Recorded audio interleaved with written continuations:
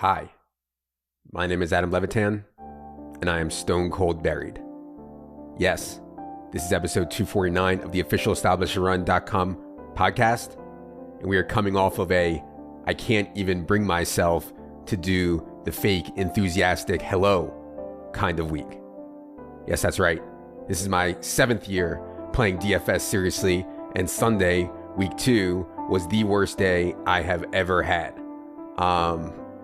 It's just tough, man. Like, I just kind of walked around in a trance all Sunday night and Monday. Like, I couldn't really breathe normal. I had like that kind of queasy feeling in my stomach. And, you know, it's not really the money. I mean, I guess it's partly the money. You know, it's never fun to lose a Kia, of course.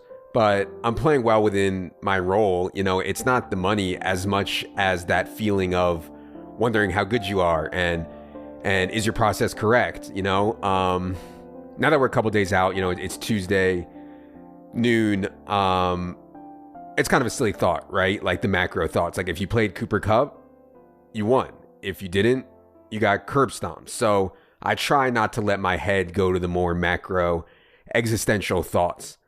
And I know like many of you are probably waiting for the excuses, you know, the whining, you know, it was just a close 2v2, you know, the games are getting tougher, the refs, you know, not here, not for me. You know, I played like shit on Sunday and I got a shitty result. That's it. You know, excuses and rationalizations are for the weak. I really, really believe that. If we're playing the game, we have to take 100% personal responsibility for the results. You know what actually made it worse? So I'm watching the Ravens-Chiefs game on Sunday night, just trying to figure out, you know, what in the fuck just happened to me on the main slate. And, you know, Clyde Edwards-Helaire fumbles. You know, dude just can't even produce as a primary back in a Patrick Mahomes offense. It's wild. But whatever. So I decided to tweet about first-round running backs. Really didn't think it was a big deal. I was only trying to point out that even when they hit, you know, even when you hit someone really good, like Saquon Barkley or, you know, Ezekiel Elliott, you know, even if it's at running back, even if they hit, it's a bad pick. Like their wins over replacement, their career length, their injury rate. It's just so bad to take one in round one. That doesn't even factor what can happen when you take Rashad Penny or Sony Michel or Clyde Edwards-Helaire or Josh Jacobs or whatever. Like running back just doesn't matter that much, you know? And I know that wide receivers and quarterbacks and linemen bust all the time also. But when you hit one, you have a huge part of a winning team. Again, running back just doesn't matter that much. Like Saquon is great. If he had stayed healthy, are the Giants a good team? You know, Tony Pollard, a 4th-round pick on a rookie contract, is better than Ezekiel Elliott, who you had to give a 6-year, $90 million contract to. You know, maybe you can make a case that Derrick Henry is worth it. He's such a freak outlier, but I still don't think that Tennessee can win a Super Bowl with him in today's NFL. But anyways, I don't even want to get into all that. I really don't. You know, so I send that tweet about first-round running backs, really didn't think much of it. And next thing I know, like fan Twitter or NFL Twitter or whatever the hell this hellscape is just bombarding me. Like personal insults. Like they just have no concept of running back value or the point I was trying to make. So I couldn't even open Twitter to look at anything, you know, which is probably for the best. It's just crazy, man. Anyways, for cash, you know, I defied the age model and I paid the price. I went with Manny Sanders, 34-year-old Manny Sanders, in order to get up from Cooper Kupp to Amari Cooper. You know, just egregious. And, you know, I will note that my fears on Jamar Chase, and obviously the 2v2 was Jamar Chase and Cooper Kupp. I think my fears on Jamar Chase in this spot were warranted. Dude only saw 4 targets for a really bad 13% target share on a day Joe Burrow only threw it 30 times as they continue to ease him back in. I think week to week, it's going to be hard to pick out who out of Jamar Chase, T. Higgins, Tyler Boyd will be best. But yeah, I mean, even so, you know, Jamar Chase's ceiling at 5K is obviously incomparable to what 34-year-old Manny Sanders can do. So yeah, again, that was the big decision. Chase Kupp versus Manny and Amari. And I blew it, you know. And the thing that's sick is we had this monster projection on Cooper Kupp early in the week. Monster. And even as we muted it, Cooper Kupp was still on our optimal. Still. Ridiculous. And that should have been a sign to me. As for tournaments, yeah, so the whole idea of GPPs is to capitalize on chaos. In tournaments, you know, yes, we accept that one NFL game is such a tiny sample. Crazy things are going to happen. How can we capitalize on that? Well, one obvious thing was Dallas and the Chargers could go sideways. You know, didn't think it was likely. obviously, though, could get very contrarian very quickly and leap a huge part of the field if Dallas and the Chargers underperformed. And that's exactly what happened. And I think I did a good job of that, especially with late swap after the 1 p.m. games. In other words, I had 6 GPP teams this week. None had Cooper Kupp. So I was so far behind there at 1 o'clock. Cooper Kupp had 39.8 DraftKings points at 20+% ownership. It was just really tough to play any Dallas Charger stuff at 4. And that was really the theme of the week. If you were in trouble after the 1 p.m. games, what did you do at 4 p.m.? Leone and the Tilt Space guys swapped onto Kyler, Rondale, Osborne, Gronk, ended up getting 4th in the juke or something like that. Some people swapped onto Derrick Henry and got a 50 ball. Russ Lockett was a good swap. In our GPP game scores, that Seattle-Tennessee game was our number 1 game in the GPP game scores on DraftKings. List goes on. So again, capitalize on chaos is the name of the game in tournaments, not trying to figure out the exact best plays. And I did not do a great job with that. I didn't swap on to Derrick Henry. I swapped onto Kyler a couple times, but with DeAndre Hopkins, who was 10%. I swapped onto Tannehill, Julio, but had Metcalf over Lockett. I swapped onto the Viking stuff, but no Osborne. In other words, I think I just didn't get weird enough given the situation and given the spot. Honestly, though, man, I really can't talk about this slate anymore. It's depressing me. If you played tournaments and you want to learn more, I highly, highly, highly recommend the Leone Dink tournament review article / show that went up on the site on Monday. The most thoughtful guys at Tournament Strategy really is great. All right. Before we get into listener questions, I want to remind everyone that we do have weekly and monthly subscription options available now. You get access to everything that full in season has: ownership projections, our full projections, shows, GPP game scores, props, air yards by low model, debuts this week, Thorne's OLDL mismatches, Thorman's pace, tons more. Check it out. All right. Enough is enough. It is time for everyone's favorite portion of the program, the listener questions. Producer Luke, hit the theme music.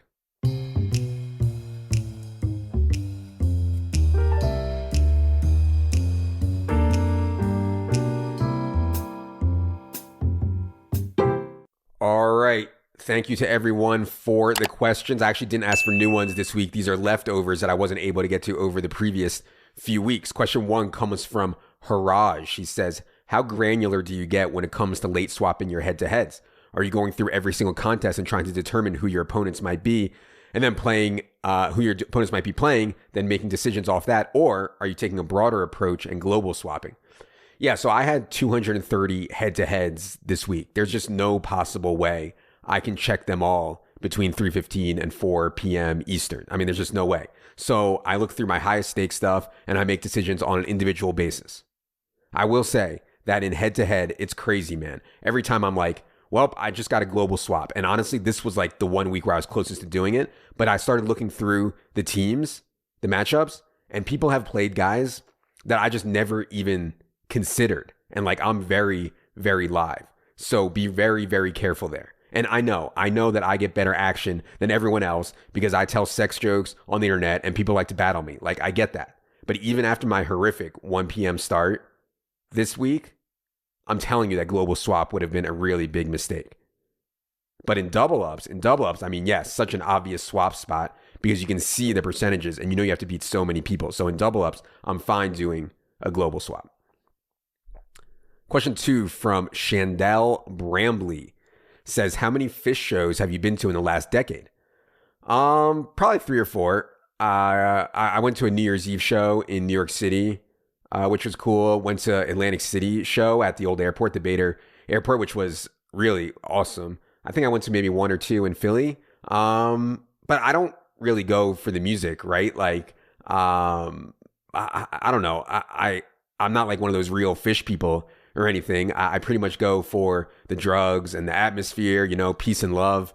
Peace and love, man. Definitely a good time, but like, generally speaking, I'm not really that into concerts or music, really. I don't know. Like what do you do at a concert? I'm not going to dance. I definitely don't want to talk. I don't know, man. Like, I know people like going to concerts. I'm just not that human.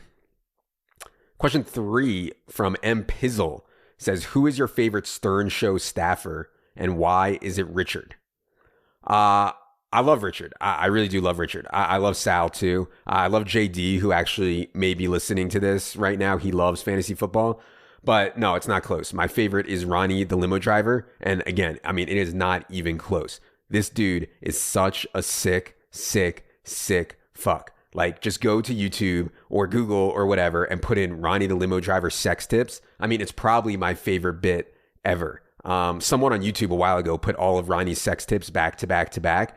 And, you know, like, he has Mother's Day sex tips and Arbor Day sex tips. I mean, ridiculous stuff. And I usually listen to Stern when I fall asleep, you know, with my headphones in while my wife is already sleeping. And I was laughing, listening to this so hard that I woke her up. It's just so good. But yeah, I mean, Ronnie, for those guys who don't know, Ronnie is like 70 something. And I'm not exaggerating, like the horniest dude in America. Has like a 20-something-year-old girlfriend, Stephanie, goes to strip clubs all the time, has cock rings, like has an ex-wife and kids, but he thinks like his life now is totally normal. It's tough to explain exactly, but dude is just the best. Next question from Rick. He says, please discuss appropriate tipping protocols at restaurants, as now we can tip in advance for carryout orders. Yeah, so I've been leading the pre-tipping movement for like a half decade now. There are just so many scumbags out there that I wouldn't blame the waiter or anyone else in the service-based industry if they just assumed the tip was going to be shitty. But if we pre-tip them and pre-tip them well then we absolutely guarantee, stone cold guarantee good service. Guarantee they won't mess with our food. It's just a no-brainer to pre-tip. As for carryout, I think you just go a flat 5 in most spots. That assumes you're the one walking up. You know, you're driving to this restaurant, you're walking up to the counter, you're getting the food, you're bringing it home. And that also assumes nothing outrageous in terms of amount. So like, I'd say a $5 minimum on any order, you know, no matter what, $10 with a max of like $50 maybe. As you go up from $50 order, I think the tip goes up from there. If you get $150 worth of takeout, I think $50 or $20 tip sounds right. It's just a really easy spot to be generous, you know, I think, and make a difference for someone else who's doing something that like I don't want to do. Next question from Fifth Ball. He says, my friends and I were interested in starting our own fantasy football podcast this year. What piece of advice or wisdom do you have for us? We've never done anything like this before, but we are excited. Yeah, that's awesome, Fifth Ball. Congrats. I really do encourage people to just do stuff. Like, it's cool, you know a lot about football. You know, you like playing fantasy, you have some results or whatever. You know, you got your degree in sports media, but just do it. Like, if you want to do a podcast, if you want to do a show, just do it. Like, the barrier to entry right now is as low as it's ever been in the history of the world. Start a YouTube channel, start a Substack, start a Twitch, start a podcast, start a Patreon. Just start doing stuff, but actually doing it and see what works. If it's really good and it fills a need, you know, people will find it. Now, that said, I think, and I don't want to discourage anyone, but I think it's just tough to start a fantasy football podcast right now, given how many fantasy football podcasts are out there without some like niche angle. You know, it's pretty late in the game. I was lucky. I started this podcast way back before the 2015 season. Had already done some podcasts for RotoWorld before that, you know, already had a way to market it through Twitter. But so, you know, it's tough to start now. I get that. But yeah, I mean, niche content, I mean, that's where it's at, man. That is where media is going. No one wants to pay for 700 channels on TV when they only watch 6. No one wants to watch SportsCenter if they have no interest in baseball or hockey or college football. They're only interested in the NFL. You know, like, become a true expert in something as niche as possible and be entertaining when you're conveying the information, provide value. And I think you have something like, I don't know, man, like, let's say you were the world's foremost expert on like playing 5-card Omaha. I'd listen to that. You know, I would not listen to some random talk about, you know, regular Texas Hold'em. Or let's say you really love tennis. Like, I'd for sure listen to a pod about like the first round of the Cincinnati Open. Like, that'd be fun. So I don't know, man. I would encourage people to be as niche as possible, but yeah, just do it. Good luck, Fifth Ball. All right, second to last question we're going to do here comes from Nathan Boris. He says, do you consider Batman a superhero? You know, I got to be honest, Nathan. I'm 38 years old. I'll actually be 39 in a few days here. I refuse to even think about superheroes. Like, I wasn't even into superheroes when I was a kid. You know, I watched sports. I played sports. I stole Playboys from 7-Eleven. I don't even think I've ever seen a Batman movie or a Robin or Spider-Man or whatever it is. And it's like mind-blowing to me how successful these Marvel movies are, the superhero movies are among adults. I mean, just mind-blowing to me. I don't get it. And I'm not saying that it's wrong, like whatever. You like whatever you like. I like some weird stuff too, obviously. And my kids love it. Like, I get that. Like, kids love superheroes. It's just not for me. You know what's it's crazy. Like the older I get, the more I realize how few people are like me. Like the Marvel things making $1 billion from adults. Like I just there's just it just hits me like no one's like me, and that's why I appreciate all you guys listening to the solo pod so much. I feel like we have some odd bond somewhere along the way. All right, from the Clutchy Clutch, last question we're gonna do today. He says, how do you reconcile your Diamond Hands cash game approach, only running one lineup, with your Paper Hands NFT approach? Yeah, this is just what I need today, Clutchy Clutch. I need to get needled by the NFT bros. Just what I need. I'm sure Clutchy Clutch is referring to the selling of our punk, our crypto punk, the purple hair, 3D glasses, shadow beard. We sold it, I don't know, 3 weeks too early. Probably missed out on like 100 Ethereum or more. I'd say a couple things.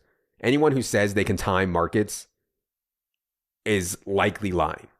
Like, not as bad as the people who are lying who say they can win betting on NFL sides and totals. Like, those people are stone cold liars. Maybe some people can time markets. I don't know. But there's just a big chance that people who say they can time markets are lying. That's number one. I'd also say that I'm just not that into art, period. Like, I was in Europe a while ago. We were in all these museums and I just walk through them like as fast as I can, just trying to get to the other side. It's just embarrassing because I know that I should be cultured or whatever, but art just does not do it for me. I cannot get out of the museum fast enough. Like if I look at Mark Rothko or a Jackson Pollock, I watched that movie, I forget the name of it, about the people who made forfeits of those imitations and sold them for millions. Like an actual Rothko or Jackson Pollock costs like 100 million or more. And all I can think of is I could do that. Like it's crazy. And I'm a horrible artist. Horrible artist. So I think punks are really cool though, man. Like I think the thesis of them being first is really cool. But all the punk ripoffs, the apes and I don't even know, all this art, it's just not for me. So I'm really at peace with the way it's all played out, way more at peace than I am with playing Emmanuel Sanders. When I see all these people like tilting the shit out of me, victory lapping their NFT stuff on Twitter, I just close my eyes and I breathe in through my nose and I breathe out through my mouth and I quietly chant in my head, fantasy football, fantasy football, fantasy football. And it honestly does help. It's really recommended. All right. That's going to do it for this edition of the Solo Pod. I will be back with Silva later tonight for team by team pods. For producer Luke, for Jerry, I am Adam. Good luck, everybody.